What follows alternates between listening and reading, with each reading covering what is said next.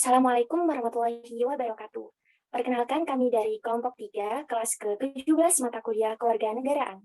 Pada kesempatan kali ini, kelompok kami akan menjelaskan isi dari artikel yang telah kami buat, yakni dengan tema pelaksanaan pemilu sebagai esensi demokrasi.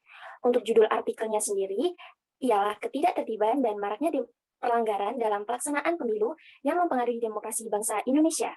Untuk anggota kelompoknya sendiri, diantaranya adalah saya sendiri, Darjatul Aliyah, dengan NRP 512-11-013 sebagai moderator, dan beberapa teman saya yang menjadi narasumber. Untuk pokok bahasanya sendiri terdiri dari 3 bagian, diantaranya bagian pendahuluan, pembahasan, dan kesimpulan. Baiklah, terima kasih untuk kesempatannya. Di sini saya akan memaparkan tentang pendahuluan, yaitu yang dimulai dari latar belakang. Nah, di sini, sebagai rakyat Indonesia, tentu kita sudah mengenal bahwa Indonesia merupakan negara yang menjunjung tinggi hakikat demokrasi.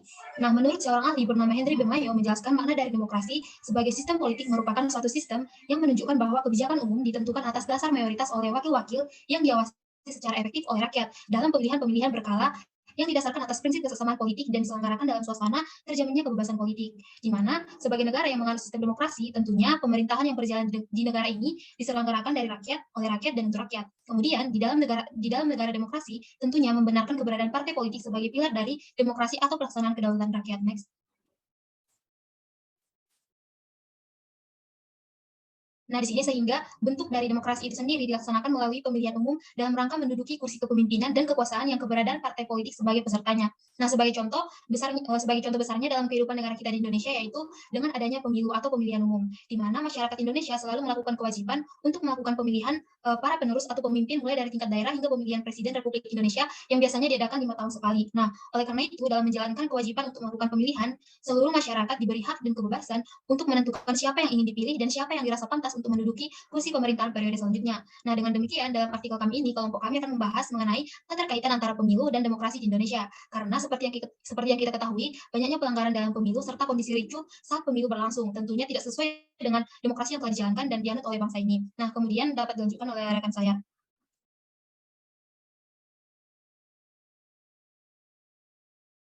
Baik, untuk selanjutnya, dalam artikel ilmiah ini, kami menggunakan metode yaitu sebagai berikut. Yaitu kita menggunakan metode studi literatur dari berbagai sumber referensi konkret yang bisa dijadikan sebagai acuan dan pengetahuan baru. Kemudian untuk perumusan masalah pada artikel ilmiah kami yaitu bagaimana esensi demokrasi dari pelaksanaan pemilu di negara Indonesia. Kemudian tujuan dari dibuatnya artikel ilmiah ini yaitu agar kita sebagai rakyat Indonesia semakin memahami esensi dari demokrasi serta hakikat yang melekat dalam bangsa dan berbagai ilmu kepada sesama. Next akan dilanjutkan oleh rekan saya. Ya, baik. Selanjutnya kita masuk ke topik pembahasan. Jadi, sebagai negara demokratis, maka formasi kebijakan di negara Indonesia itu ditentukan oleh suara rakyat yang diperoleh melalui pemilihan umum. Nah, adapun pemilihan umum yang terjadi di Indonesia sebelum pasca reformasi itu masih mencerminkan proses elektoral yang dikelola dan dikontrol dengan sangat ketat sebagai hasil rancangan pemerintah yang kekuasaan utamanya berasal dari dukungan angkatan bersenjata untuk memperlihatkan keabsahannya kepada rakyat dan dunia luar. Nah, adapun setelah pasca reformasi itu proses pemilihan umum berlangsung secara lebih memperhatikan prinsip-prinsip dan juga nilai-nilai Pancasila. Hal itu bisa dilihat dari pemilihan presiden dan juga wakilnya yang sudah mulai dapat dipilih secara langsung oleh rakyat melalui pemilihan umum. Nah, adapun pemilihan umum tersebut itu bukan berarti bahwa pemilihan umum yang terjadi di Indonesia setelah pasca reformasi ini itu dapat dikatakan bersih. Karena pada 25 Maret 2015, Badan Pengawas Pemilu atau Bawaslu telah menerima 6.649 laporan terkait dugaan pelanggaran pemilu. Next. Adapun salah satu contoh dari pelanggaran pemilu yang terjadi di Indonesia adalah money politik atau politik uang. Adapun politik uang menurut Julian Shah tahun 2007 diartikan sebagai upaya mempengaruhi seseorang melalui imbalan materi untuk mempengaruhi suara pemilih pada proses politik. Adapun money politik ini itu dibahas atau diterangkan dalam UU nomor 7 tahun 2017 tentang pemilihan umum, di mana pada pasal 515 itu dikatakan bahwa setiap orang yang dengan sengaja pada saat pemungutan suara menjanjikan atau memberikan uang atau materi lainnya kepada pemilih supaya tidak menggunakan hak pilihnya atau memilih peserta pemilu tertentu atau menggunakan hak pilihnya dengan cara tertentu sehingga surat suaranya tidak sah, dipidana dengan pidana penjara paling lama 3 tahun dan denda paling banyak 36 juta. Adapun dilansir dari The Latin American Public Opinion Project atau LAPOP, America's Barometer, Afrobarometer, Money Politics Project di Asia Tenggara, Indonesia menempati peringkat ketiga sebagai negara dengan kasus money politik terbanyak, di mana dari presentase dapat dilihat bahwa 33,7% dari pemilih di Indonesia itu menjadi target dari praktik politik uang.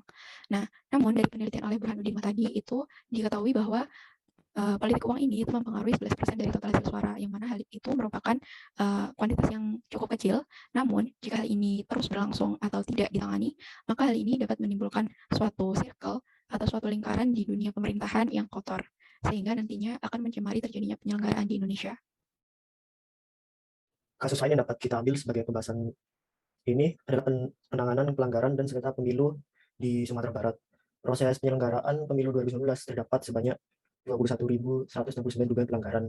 Menurut Bawaslu 2018, terdapat 16.427 dugaan pelanggaran administrasi, 1.518 dugaan pelanggaran hukum lainnya, 426 dugaan pelanggaran kode etik, dan 2.798 dugaan pelanggaran pidana. Adapun sisa dari hasil penanganan yang dilakukan itu adapun sisanya yaitu sebanyak 891 yang dinyatakan sebagai pelanggaran. Pelanggaran tersebut yaitu 16.134 pelanggaran administrasi, 1.475 pelanggaran hukum lainnya, 373 pelanggaran kode etik, dan 528 pelanggaran pidana. Tentunya dari data di atas kita mengetahui bahwa pelanggaran dalam pemilu masih sulit diatasi karena kebijakan hukum juga kurang memadai, serta tingkat kepuasan rakyat pada calon-calon pemimpin yang akan datang. Tentu saja hal tersebut sangat mempengaruhi demokrasi di Indonesia. Pejabat administrasi. Terdapat kasus pencatatan putusan di pengadilan Kementerian, seperti pengerjaan yang lambat dan keterbatasan waktu berkomunikasi dengan publik. Hal ini terjadi karena ketidaksesuaian antara hasil putusan sidang dan salinan putusan pasca sidang. Contohnya dalam penyelenggaraan Mahkamah Konstitusi, tertib administrasi menjadi perhatian serius. Pada tahun 2005, Mahkamah Konstitusi menerima penghargaan dari sebuah organisasi yang berbasis di Bangkok. Mahkamah Konstitusi dianggap sebagai lembaga peradilan paling modern karena manajemen tertib melalui penggunaan sistem informasi dan teknologi yang sangat efisien. Next.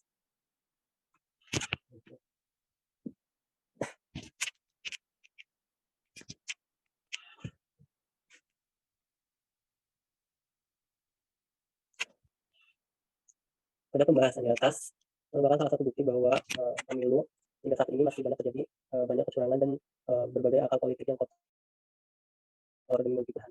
Padahal kita semua tahu bahwa hal tersebut akan merusak moral dan peraturan bangsa. Hukum harus ditegakkan sehingga baik calon pemimpin maupun rakyat bisa mengetahui efek jerah dalam pelanggaran yang dilakukan. Dan tentunya demokrasi ini akan berjalan dengan baik, lancar, serta kericuhan akan kecurangan bisa diatasi dengan mudah. Baik, selanjutnya saya akan menjelaskan mengenai solusi untuk mengatasi pelanggaran dan ketidaktertiban pelaksanaan pemilu sebagai esensi dari demokrasi yang ada di Indonesia. Telah dijelaskan sebelumnya mengenai pelanggaran yang salah satunya merupakan money laundering dan pelanggaran mengenai administrasi dan pemilu. Untuk mengatasi kedua hal tersebut, ada beberapa langkah-langkah yang bisa dilakukan dan bisa tercapai apabila dilandasi dengan hukum yang memadai dan sesuai. Pertama, untuk mengatasi money politik, diadakannya program pendidikan politik. Program pendidikan politik ini merupakan suatu program dengan tujuan untuk membentuk nilai-nilai moral serta orientasi individu. Dengan adanya program ini, diharapkan masyarakat terdorong untuk berpartisipasi sebagai anggota pemilu yang bertanggung jawab dalam dunia politik negara. Pendidikan politik ini tidak hanya memberi pemahaman, akan tapi juga melakukan pengaplikasian dari etika berpolitik dalam negara tersebut.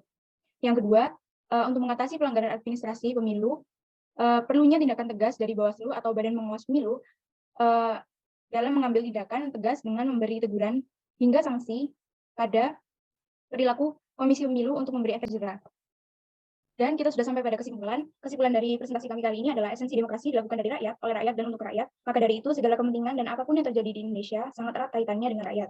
Kepemimpinan yang dipilih langsung oleh suara rakyat merupakan inti dari demokrasi yang ada di Indonesia, sehingga dalam pemilihan umum sangat tidak pantas jika terjadi kecurangan di pemungutan suaranya. Hal tersebut membuat kericuhan serta kurangnya ketertiban karena rasa ketidakpuasan dari rakyat. Maka itu perlunya ketegasan hukum yang jelas agar rakyat dapat mematuhi peraturan serta calon pemimpin juga dapat mengetahui hakikat demokrasi sesungguhnya. Baik, itu dia penjelasan mengenai artikel yang telah kami buat dengan judul Ketidaktertiban dan Maraknya Pelanggaran dalam Pelaksanaan Pemilu yang Mempengaruhi Demokrasi Bangsa Indonesia. Dapat kami rangkum bahwasannya di Indonesia masih banyak sekali terjadi pelanggaran saat pelaksanaan pemilu, mulai dari politik uang hingga pelanggaran administrasi pemilu.